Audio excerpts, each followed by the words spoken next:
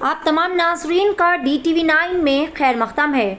All India Muslim personal law board के एक वफ़द ने तेलंगाना रियासत के चीफ मिनिस्टर के चंद्रशेखर राव से यूनिफॉर्म सिविल कोड की मुखालिफत के सिलसिले में एक खुसूसी मुलाकात की और चीफ मिनिस्टर को एक मेमोरेंडम भी पेश किया, जिसमें मुस्लिम पर्सनल लॉ बोर्ड के सदर मौलाना खालिद सैफुल्लाह रहमानी, सदर मजलिस व हैदराबाद रुकने पार्लियामेंट नक़ीब मिल्लत अलहाज बैरिस्टर असदुद्दीन ओवैसी, मजलिसी floor leader Chandrayangutta, MLA Akbaruddin Owaisi के अलावा तेलंगाना रियासत के कई सारे अहम उलमाए दीन व मशाइखीन भी शामिल थे, जिनमें मुफ्ती खलील अहमद, शेखुल जामिया जामे निज़ामिया व member Muslim personal law board Maulana Akbar Nizamuddin Hussaini Sabri, vice chancellor Jamia Nizamia, founder member Muslim personal law board Maulana doctor Mohammed Matinuddin Qadri, founder member Muslim personal law board Maulana Syed Masood Hussain मुश्तहिदी,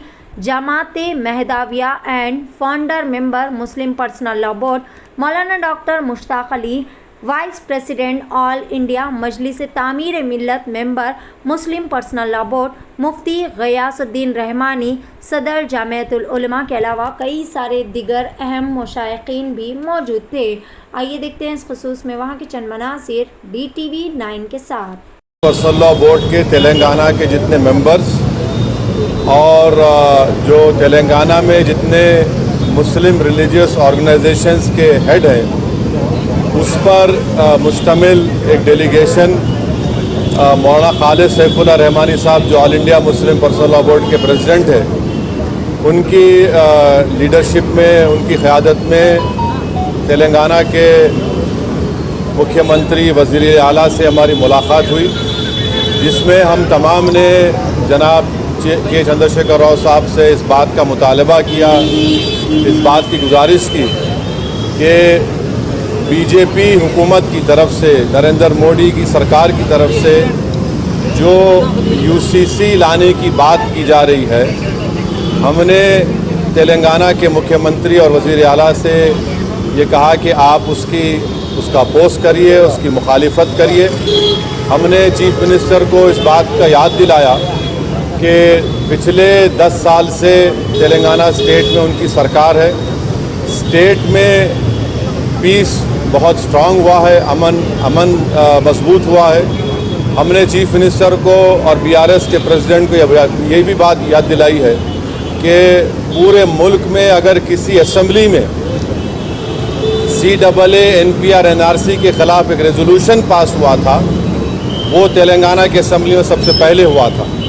और हमने चीफ मिनिस्टर को अपने रिप्रेजेंटेशन में ये बात दिलाई कि जब CAA का रेजोल्यूशन तेलंगाना में असम्बली में पास हो रहा था, तो उस वक्त BRS की हुकूमत ने, सरकार ने उस रेजोल्यूशन में प्लुरलिज्म और सेकुलरिज्म की बात की। तो हमने चीफ मिनिस्टर को ये बावर किया, ये इम्प्रेस किया कि UCC हमारे देश के प्लुरलिज्म के लिए एक अच्छी बात नहीं है, सेकुलरिज्म के लिए अच्छी बात नहीं है। हमने चीफ मिनिस्टर से all India Muslim personal law board ने जो लॉ कमीशन को, जो all India Muslim personal law board ने एक नोट दिया है जो 74 पेजेस पर मुश्तमिल है, उसके इम्पॉर्टेंट पॉइंट्स हमारे प्रेसिडेंट मौलाना खालिद सैफुल्लाह रहमानी साहब उनको बताए हैं कि कैसे बीजेपी UCC के नाम पर इस मुल्क के प्लुरलिज्म और सेकुलरिज्म को कमज़ोर करना चाहती है। हमने BRS के प्रेसिडेंट वो तेलंगाना के चीफ मिनिस्टर को भी बताया कि सिर्फ ये मुस्लिम माइनॉरिटी का मसला नहीं, ये क्रिश्चियंस का भी मसला है। ये मसला ट्राइबल से भी जुड़ा हुआ है, और सिर्फ नॉर्थ ईस्ट के ट्राइबल नहीं है, तेलंगाना में ट्राइबल है, मध्य प्रदेश में ट्राइबल है, छत्तीसगढ़ में ट्राइबल है, गुजरात में ट्राइबल है, राजस्थान में ट्राइबल है। उनका एक कल्चर है और उसका तहफ़्फ़ुज़ करना, और ये सिर्फ ट्राइबल नहीं बल्कि हमारे हिंदू भाइयों के लिए भी ये चीज़ अच्छी नहीं होगी, क्योंकि हिंदू अनडिवाइडेड फैमिली के तहत 3000 करोड़ का टैक्स रिबेट हमारे हिंदू भाइयों को मिलता है। 2015 के इनकम टैक्स के फिगर्स हैं, और अगर UCC आएगा तो Hindu succession act, Hindu marriage act, ये तमाम चीज़ें ख़त्म हो जाएंगी। तो ये एक मुल्क के लिए ठीक नहीं है। हमारे मुल्क का प्लुरलिज्म हमारे मुल्क की खूबसूरती है और भारत के प्रधानमंत्री को प्लुरलिज्म से एलर्जी है, वो प्लुरलिज्म को पसंद नहीं करते। हमने चीफ मिनिस्टर को के चंद्रशेखर राव को ये बताया कि भारत के प्रधानमंत्री बोलते कि एक घर में दो कानून कैसे होगा। तो आज आप देखिए कि भारत के प्रधानमंत्री ने गलत कहा, मिसगाइड किया पूरे नेशन को।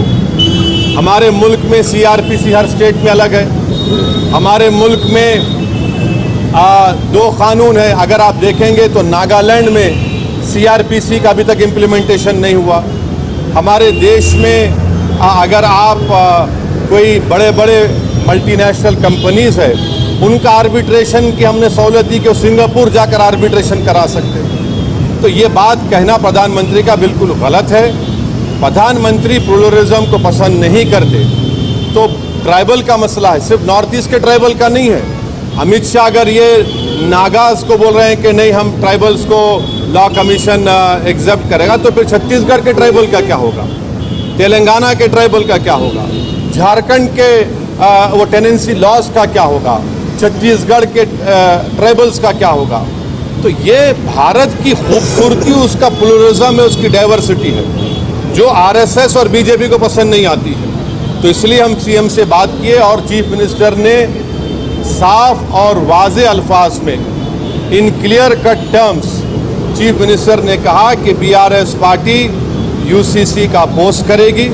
बल्कि चीफ मिनिस्टर आगे बढ़ के ये बात कहे हैं कि वो लाइक माइंडेड पार्टी से भी बात करेंगे। हमसे भी कहा कि वो भी हम भी जाकर लाइक माइंडेड पार्टी से बात करें।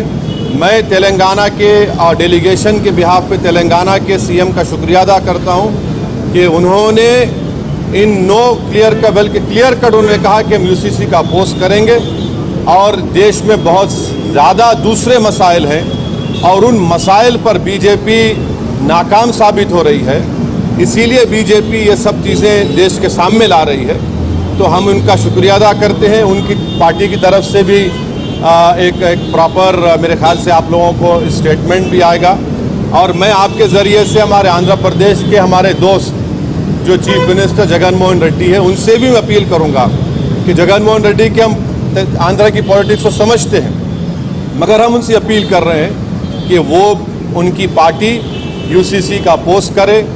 जो पार्टी प्लुरलिज्म को मानती है, जो भारत के डाइवर्सिटी को मानती है, जो भारत एक मोज़ाइक है उसको मानती है, तो उनको यूसीसी को अपोज करना है। और अगर जगन मोहन रेड्डी टाइम देते हैं तो हम भी जाकर जगन मोहन रेड्डी से मुलाकात करेंगे। इस मीटिंग में और भी दूसरे इश्यूज़ भी उठे, माइनॉरिटी वेलफेयर के ताल्लुक से, ओवरसीज स्कॉलरशिप के ताल्लुक से, वक्फ प्रोटेक्शन के ताल्लुक से, ओल्ड सिटी में मेट्रो के ताल्लुक से, साथ ही साथ माइनॉरिटी फाइनेंस कॉरपोरेशन में जो लोन्स है, इंडिविजुअल लोन्स जो देना बंद किए हैं, तो चीफ मिनिस्टर ने कहा कि 4-5 दिन के अंदर वो एक 230 करोड़ रिलीज़ करेंगे, जिसमें ओवरसीज स्कॉलरशिप जो रुकी हुई है और दूसरे जो स्कीम्स है। तो ये एक मोटी मोटी बातचीत हुई है।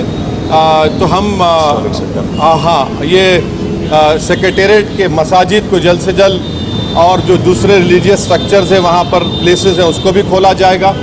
और गच्चीबौली में जो इस्लामिक सेंटर है उसका भी काम शुरू होगा। ये बहुत से इश्यूज़ के ऊपर सीएम ने हमसे कम 1.5-पौने 2 घंटे बातचीत हुई है।